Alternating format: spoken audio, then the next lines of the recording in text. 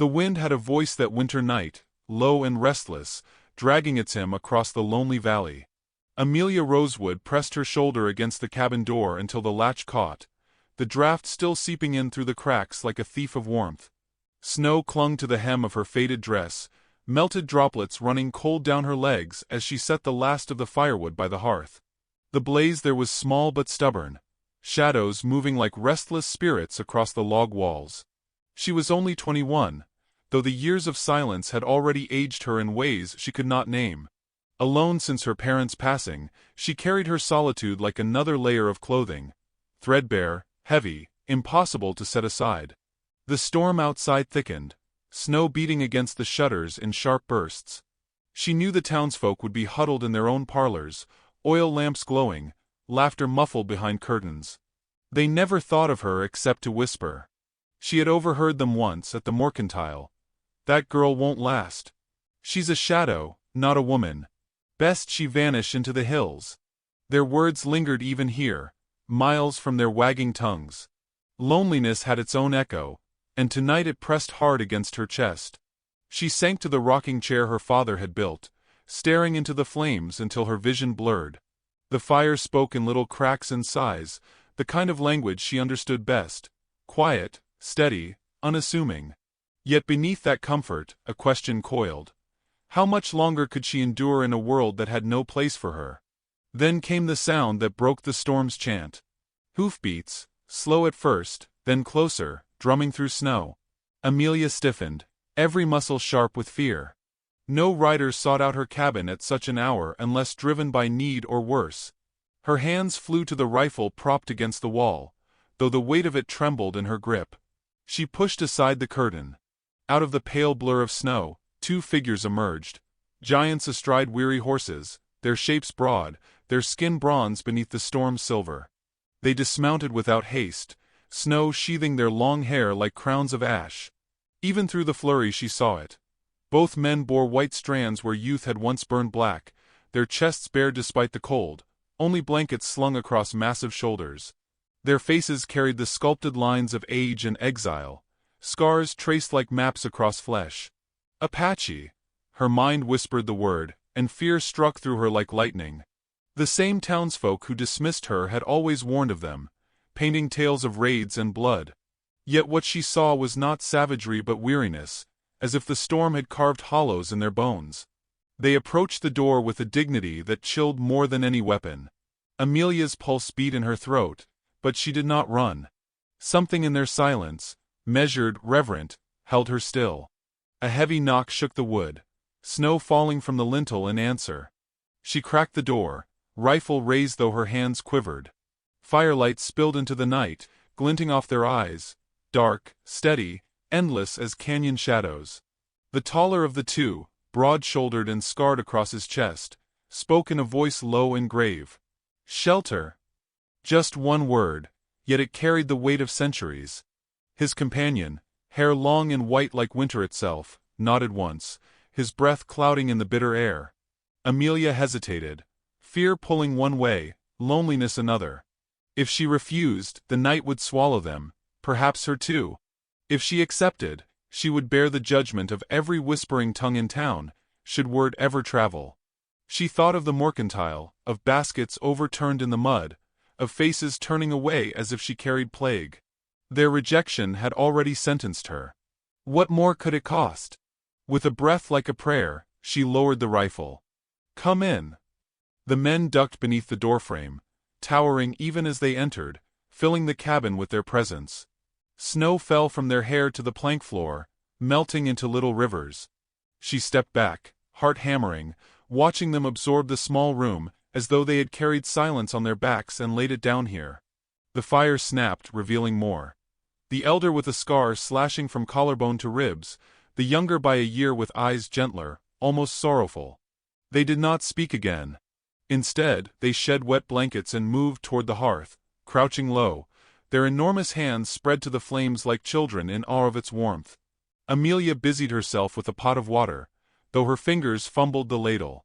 She had not known the sound of voices within these walls for years, and though theirs were absent, the very weight of them unsettled her. Yet as the firelight deepened, she noticed small gestures. One man carefully set his knife aside before reaching for the stew she offered. The other dipped his head in gratitude, though no word escaped his lips. Hours passed in uneasy rhythm. The storm clawed at the shutters, but inside, breath and fire created a fragile world. Amelia stole glances, finding the taller one watching her in moments when he thought her turned away. Not with hunger, not with threat, something else, an attention so steady it stripped her defenses. Her cheeks burned, though the room was cold. When at last she rose to fetch more wood from the stack outside, her knees wavered. She pulled her shawl close and opened the door into a wall of snow. The night air stung her skin, sharp as needles. Behind her, she heard footsteps. Turning, she found him, broad, scarred, white-haired, standing there, blanket draped around his shoulders. Without a word, he stepped forward and laid that blanket across hers, doubling her warmth. His hand lingered only long enough for her to feel its weight. She swallowed hard, unable to speak. Snow swirled around them, and for a moment the storm felt less cruel. They stood like statues, two strangers bound not by words but by necessity, the firelight flickering behind them, the vast silence of the valley pressing close.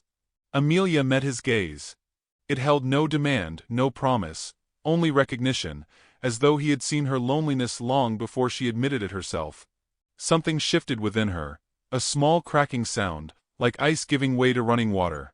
When they returned inside, the room felt altered, charged with something fragile and unnamed. Amelia sat by the fire, her hands trembling as she folded her shawl. She had taken them in out of fear of loneliness, but now another fear lingered, that they might leave when the storm passed and take this strange warmth with them. She leaned back, eyes closing, the fire painting her face in restless light. Yet even as sleep threatened, she felt it, the weight of his gaze still upon her. And in that gaze, unyielding and wordless, she sensed a truth that stole her breath. The storm outside was not the only force that could undo her. Morning arrived hidden behind a wall of white. Snow pressed against the shutters so thickly that Amelia wondered if the world beyond the cabin still existed at all. The storm had not relented. Instead it had wrapped the little house in silence, a cocoon of breath and frost. She woke to the sound of crackling fire, and the low murmur of wood being split outside. For a moment, she thought herself dreaming, for no hand but her own had tended this place in years. Rising, she peered through the window. The smaller of the two strangers, smaller only by the breadth of a shoulder, for he was still enormous, swung an axe into a log, snow blowing around him like ghostly smoke. The other stood nearby, arms crossed, watching the tree line with the alertness of a sentinel. Their hair, long and white, shimmered in the pale light. For the first time in so long, Amelia did not feel the burden of being the only soul responsible for survival. The relief startled her, and shame followed quickly behind.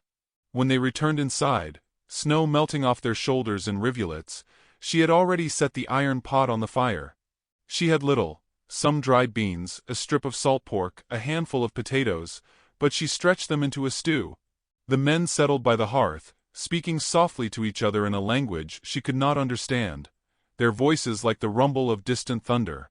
She found herself listening not to the words but to the music of them, deep and low, steadying as a drumbeat. They ate without hurry, each motion precise, respectful.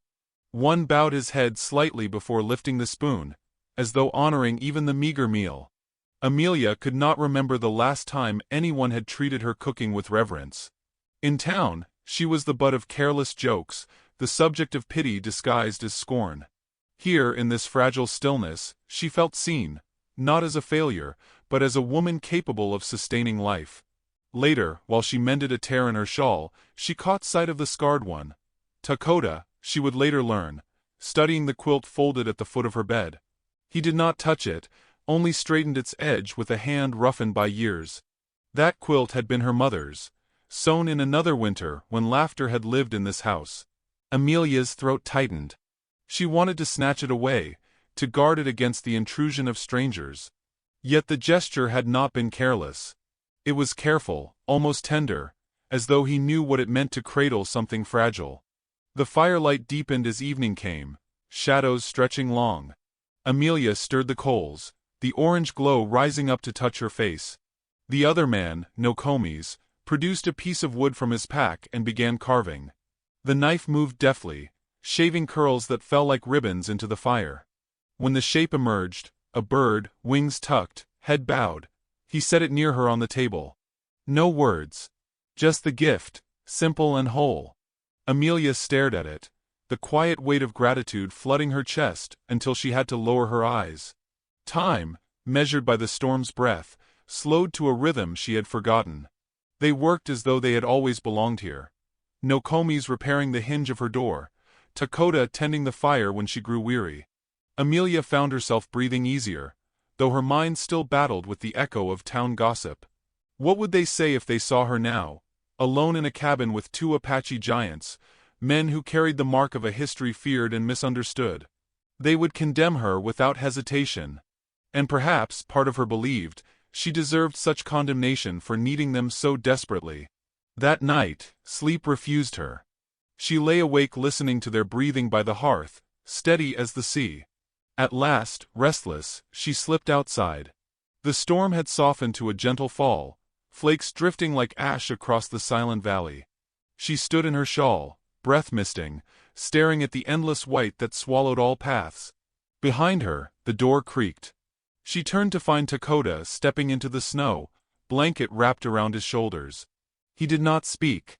Instead, he placed that blanket across hers, doubling its warmth, then stood beside her, gaze turned outward. For a long time, they watched the snowfall together, two figures carved into the night. The silence between them was not empty. It brimmed with something unnamed. Amelia felt it pressing at the edges of her heart, a mixture of fear and longing. He had not looked at her the way men in town did, with mockery or claim. His gaze carried no demand, only an unwavering recognition, as though her loneliness had been visible to him from the first moment. Her lips parted, but no words came. Instead, she let the snow speak, let the night hold what she could not confess. She turned her face upward, flakes melting against her lashes, and when she glanced back at him, his eyes had not moved. They were fixed on her with the patience of stone, waiting, yet never pressing. When they returned inside, the fire had burned low. Amelia added a log, sparks leaping into the dim air. She sat with her shawl still tight, hands trembling though the cold had left her. Across the flames, Takota's gaze lingered, steady as before. Nokomis, half asleep, stirred and murmured something in his tongue, a word that seemed to ripple through the room like a blessing. Amelia folded her hands in her lap, feeling the strange warmth in her chest grow heavier. She had taken them in to silence her loneliness for one night. Now, trapped together by the storm, she realized loneliness had only changed its shape. It was no longer emptiness, but the fear of losing something she had barely begun to touch. As she drifted toward uneasy sleep, her eyes caught the carved bird still resting on the table. Its head was bowed, wings waiting. She reached out, brushed it with her fingertips, and wondered if she too was being carved into something new. The fire snapped sharply, as if to answer. And in the shadows beyond it, she felt his gaze once more, Takota's, unflinching, a tether that held her against the storm's endless pull. The storm broke at last, leaving the valley hushed beneath a sky the color of pewter. Amelia woke to the rare brightness of morning sunlight glancing off snow, a light so sharp it made her squint when she cracked open the shutter. The cabin looked small against the endless whiteness, smoke curling upward like a lonely prayer. Inside, the air still held the warmth of bodies and fire, but she felt a strange unease now that the storm's curtain had lifted. The world would see again. The world would judge. She moved quietly, stirring the coals, while Nokomis adjusted the mended hinge on her door, his great hands surprisingly gentle with the tiny screws. Takota stood near the hearth, sharpening his knife with long, steady strokes.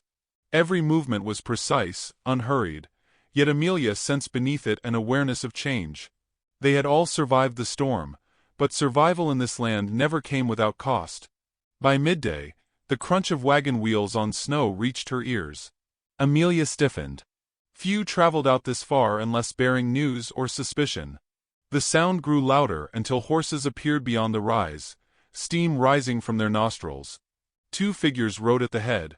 Sheriff Horace Bell, stocky and weathered, and Martha Hensley, her bonnet tied too tight, eyes sharp as broken glass. Amelia's stomach turned to stone. Of all visitors, these two carried the cruelest tongues. The knock was not polite. It rattled the door as though judgment itself demanded entry. Amelia opened it with reluctance, breath clouding in the brittle air. Sheriff Bell tipped his hat, though his gaze slid past her shoulder to the towering shapes behind. "Miss Rosewood," he said, voice heavy with feigned courtesy. "Seems word reached town that smoke rose from your chimney all through the storm. Folks wondered who might be keeping you company." Martha leaned forward, lips curved into a smile that was anything but kind. "And now I see the truth. 2 savages under your roof. My. Your poor parents must be turning in their graves." Her eyes flicked over Amelia with disdain, then darted to the giants standing silent inside. Amelia's cheeks burned. She wanted to speak, to defend, but words clung to her throat.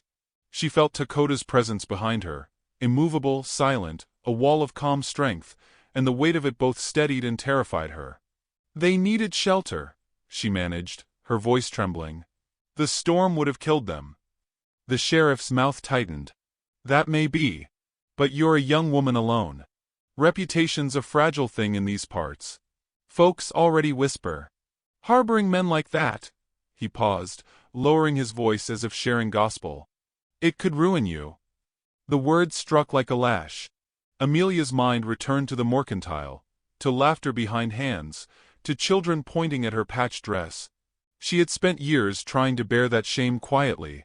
And now this, proof for every gossiping mouth. Behind her, Nokomi's shifted, his deep voice breaking the silence. "Storm makes family." His English was rough, but the meaning landed with a weight that filled the room. Martha gasped as though struck, clutching her bonnet ties. The sheriff scowled. "See here, girl. Best you send them on their way before folks decide you've forgotten what side of the river you're meant to stand on." Amelia's hands trembled at her sides. She could feel Takota's gaze, steady as stone, though he said nothing. Part of her longed to let them leave, to ease the sting of judgment. But another part, quieter, fiercer, rose in her chest. Hadn't these men shown her more respect in silence than the town had in all its words? Hadn't their presence reminded her what it felt like not to shoulder every burden alone?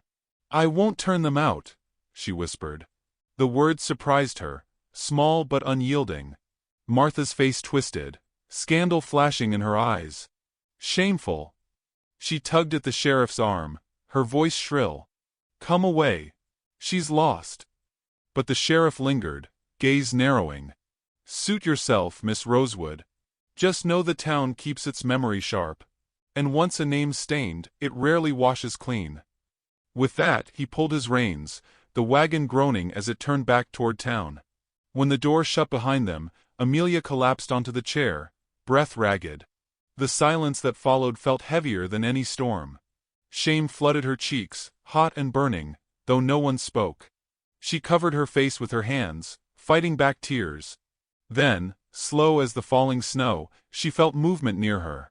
Takota knelt, massive frame lowered until his eyes were level with hers. He did not touch her, did not speak, only let her see the calm in his gaze. It was not pity, nor demand. It was recognition, of her fear, her courage, her loneliness. A hand scarred and broad hovered for a moment, then rested lightly against his chest, as if to remind her he was still here, still anchored. Something inside her cracked open. She reached out, trembling, and laid her hand upon that scarred chest. The heat beneath her palm startled her, the steady thrum of his heart fierce and alive. The gesture was wordless, fragile as breath, but it said what she could not. She did not want him to go. Nokomi's exhaled softly, as if he had been waiting. "Family," he repeated, voice lower now, almost tender. The fire crackled, filling the space his words left behind. For the rest of the day, Amelia moved about the cabin in a daze, caught between shame and defiance. She felt the town's judgment like ice pressing against the walls, but she also felt the quiet bond within, something growing, delicate, impossible to ignore. When night came, she sat by the fire with the carved bird in her lap, stroking its wings. Outside, the snow reflected the moonlight, silver across the valley. Dakota stood at the door, watching that light with eyes unreadable. Amelia's heart ached with the weight of what she had chosen. She did not know what future would come of it, ruin, perhaps, or redemption. The fire hissed, sending a plume of sparks into the dark. She looked up to see Dakota's gaze meet hers across the flickering glow. His eyes held hers, steady, unflinching. And in that gaze she saw both danger and salvation. It was then she realized. The storm had passed, but the true reckoning had only just begun. The snow hardened into a brittle crust over the next days, the valley glazed in glassy silence. Amelia felt the town's whispers pressing even here, miles away, as though the cold carried them. When she ventured into town for flour, children mimicked her step, giggling behind mittened hands, and Martha Hensley's stare pierced like a needle. "Shame clings," Martha muttered loud enough for the mercantile to hear. Amelia lowered her gaze, clutching her sack as if it were a shield. She did not defend herself. She never had. But the sting of judgment followed her back across the frozen miles, heavier than the bundle she carried. At the cabin, she found Dakota splitting wood in the yard, his back a wall of muscle and scar. Each swing of the axe was deliberate, steady, as though his body remembered labor older than memory itself. Nokomis sat nearby, whittling a new shape into wood, his breath a soft cloud in the air. When Amelia's steps faltered, Dakota glanced up. His eyes read her shame without question, and in that recognition she felt both exposed and unburdened. He set down the axe, walked to her, and lifted the flour sack from her arms. She tried to protest, but his silence swallowed the words. He carried it inside as though it weighed nothing.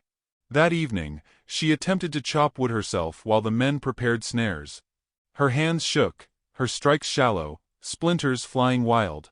Breath burned in her chest, frustration rising with every failed attempt. When the axe slipped, grazing her wrist, she gasped in pain. The wood clattered useless to the snow. Before she could retreat in humiliation, Dakota strode forward. Without a word, he lifted her in his arms as though she were a child. She stiffened, cheeks burning, but he carried her into the cabin, setting her carefully in the chair by the fire. His hand lingered just long enough to steady her shoulder before he returned outside. Through the window she watched him finish the task she had begun, his great frame moving with calm precision, splitting log after log until the stack rose tall. Shame filled her throat like ash. She hated needing his strength, hated that part of her also longed for it. When he came in, snow still melting from his hair, she whispered, "I can do it." Her voice was brittle, sharp with pride. Dakota looked at her, silent as stone, then placed a fresh log on the fire. The flames leapt higher, illuminating his scarred chest. Without speaking, he had said what words could not. He would bear the weight until she no longer had to. That night, Amelia sat long at the table with the carved bird in her hands. Nokomis noticed, his deep eyes softened by firelight. He reached for another carving, a small figure, a woman wrapped in a shawl, and set it beside the bird. "You," he said simply, his English strained but sure. Amelia's throat tightened. She could not answer, so she traced the figure with trembling fingers. Days folded into one another, marked by simple rhythms. Snow cleared from the roof, stew simmering low, mittens mended with careful hands. Amelia began to weave wool into shapes for them, her stitches uneven but earnest.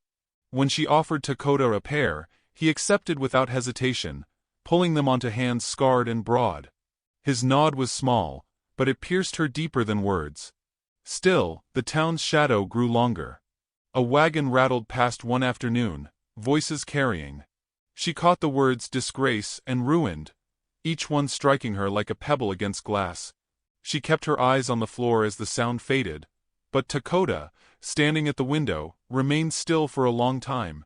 That evening as she poured tea, her hand brushed his. The contact froze her, heat rushing through her skin. She dared not move, dared not breathe. His hand did not pull away. For a suspended heartbeat, their fingers lingered, the fire painting long shadows across the walls. She looked up, meeting eyes that held her with the gravity of mountains.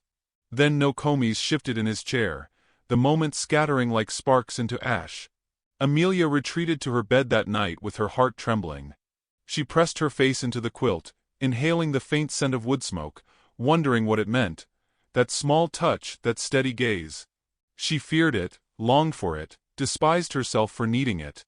The next morning, riders appeared on the horizon, their shouts breaking the fragile peace. Amelia's heart jolted as she recognized familiar voices. Men from town, louder and angrier now. The crunch of hooves approached the door, and shadows loomed across the snow. She felt the judgment pressing close again, but sharper, more dangerous. Her hands trembled as she reached for the latch, the weight of choice heavy in her chest. When she turned, Dakota was already standing, knife sheathed at his side, his gaze locked on the door. His presence filled the cabin, vast and immovable, as though he had been carved from the very storm itself. Amelia's breath caught. The world outside was about to break in, and she knew in her bones that nothing would remain untouched. The knock came like thunder, rattling the frame of the little cabin, until the snow sifted down from the eaves. Amelia stood frozen, her breath shallow, the weight of the past weeks pressing against her ribs. The voices outside carried no courtesy now, sharp, bristling, hungry for a spectacle. She could hear the sheriff's drawl, louder than the others, demanding her to open. Dakota moved before she did, his massive frame filling the space near the door, shoulders squared, eyes narrowed like a hawk's. Nokomis rose from his chair, slipping his knife into the belt at his waist. Neither spoke. They did not need to. Their silence was a shield, steady and unflinching, while Amelia's heart raced with a storm of fear and defiance. Her hand brushed the latch, but Dakota's scarred hand lifted, stopping her. He looked down at her, the calm in his eyes steadying her trembling. Then, with a motion both patient and resolute, he drew back the bolt and swung the door wide. The cold rushed in, along with the men, 5 riders, snow-dusted and grim. Sheriff Bell led them, coat collar turned high, eyes gleaming with authority sharpened by judgment. Martha Hensley sat in the wagon behind, lips pressed tight, eyes alight with cruel satisfaction. "You've made your choice plain, Miss Rosewood," the sheriff declared, his voice booming into the cramped space. "But the town won't have it. These men don't belong here, and neither do you if you stand with them. Send them out, or answer for what follows." Amelia's mouth dried. For a breathless moment, the weight of years bore down. The whispers in town, the mocking stares, the shame she had carried in silence. Her instinct was to shrink, to surrender, to let the storm of judgment sweep her away as it always had. But then she felt Dakota's presence beside her, his stillness anchoring her, reminding her of the nights he had fed the fire, of the blanket laid across her shoulders, of the dignity he had given back without asking anything in return. Her voice cracked when it came, but it held. "This is my home, and no one decides who belongs here but me." The sheriff's face hardened, disbelief flickering into anger.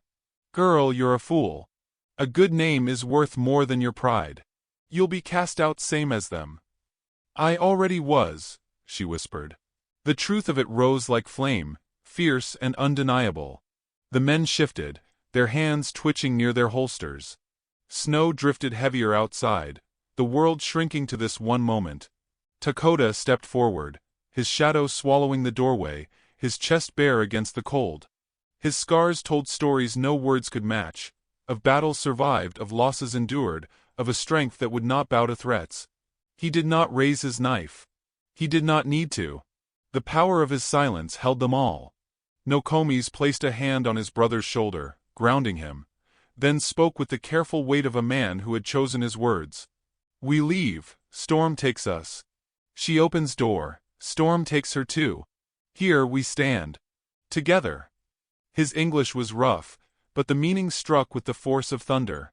The sheriff's jaw clenched, his authority unraveling beneath the quiet certainty of those words. The other men glanced at one another, their bravado faltering. None wanted to be the first to test the giant's resolve. Amelia stepped forward then, her body trembling but her voice gaining strength. "You can spread your gossip, you can shun me, you can call me ruined. But you will not take what's mine. And these men," she faltered, her eyes flicking to Dakota's. "They are mine as surely as this land is. Leave." For a long breath, no one moved. Snow piled at their boots, wind curling through the open door.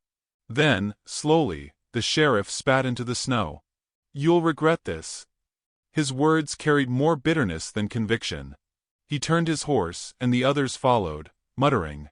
Martha's glare lingered, sharp as glass, before she snapped her reins and disappeared into the storm. The door shut with a final thud, and silence fell heavier than snow. Amelia collapsed onto the chair, her hands covering her face. The tears came then, hot and unstoppable, not from shame but from release, the dam of years breaking all at once. Dakota moved quietly, kneeling before her. His head bowed, his presence vast yet humble. He did not touch her, not until she lifted her gaze. Her eyes met his, and in that silent exchange she saw the truth that had always been there. He had chosen her too, not with words, not with claims, but with every quiet act of grace. Her hand rose, trembling, and rested against his face. His eyes closed, the smallest exhale escaping him, as though her touch was the only shelter he had ever sought. Nokomis watched from the hearth, the fire painting his profile in bronze and shadow. He nodded once, the gesture solemn, as though acknowledging something sacred. Amelia drew in a breath, steadier now. The cabin, small and weathered, felt transformed. It was no longer a place of exile but of belonging. No longer empty, but alive with warmth stronger than any storm. Outside, the snow continued to fall, endless and white, but inside the fire burned steady, the silence no longer heavy but whole. She pressed her forehead against Dakota's, the world narrowing to the shared rhythm of breath. And as the firelight flared, she knew. The storm had not destroyed her. It had carved her into something new, and in its ashes she had found dignity, family, and love unspoken but unbreakable.